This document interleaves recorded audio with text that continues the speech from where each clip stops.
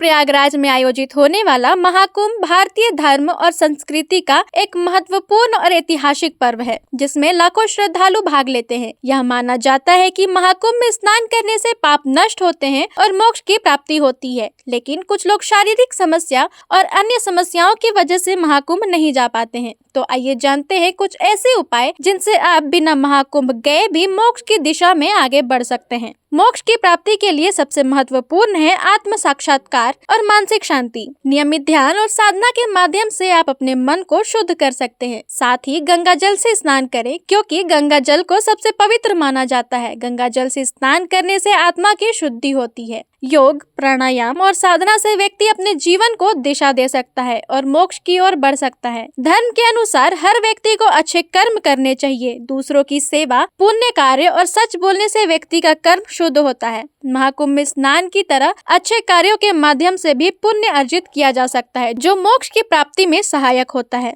महाकुंभ में गंगा नदी के पवित्र जल में स्नान करना अत्यधिक पुण्यकारी माना जाता है। हालांकि घर पर भी गंगा जल की पूजा और अर्चना करने से पुण्य मिलता है। साथ ही गंगा के तट पर ध्यान और भक्ति करने से मोक्ष की प्राप्ति के रास्ते खुलते हैं। भगवत गीता, उपनिषद, रामायण जैसे अन्य धार्मिक ग्रंथों का अध्ययन करके भी आप मोक्ष की प्राप्ति के मार्ग पर चल सकते हैं। इन ग्रंथों में जीवन के उद्देश्य, कर्म, भक्ति और योग की बातें बताई गई है। महाकुंभ में शामिल होना एक महत्वपूर्ण धार्मिक अवसर है, लेकिन मोक्ष की प्राप्ति के लिए केवल महाकुंभ जाना ही जरूरी नहीं है। मोक्ष की प्राप्ति किसी भी स्थान, समय या परिस्थिति में संभव है, अगर व्यक्ति अपने जीवन में सही कर्म, ध्यान, साधना और भक्ति को अपना लेता है तो वह मोक्ष की दिशा की ओर अग्रसर हो जाता है।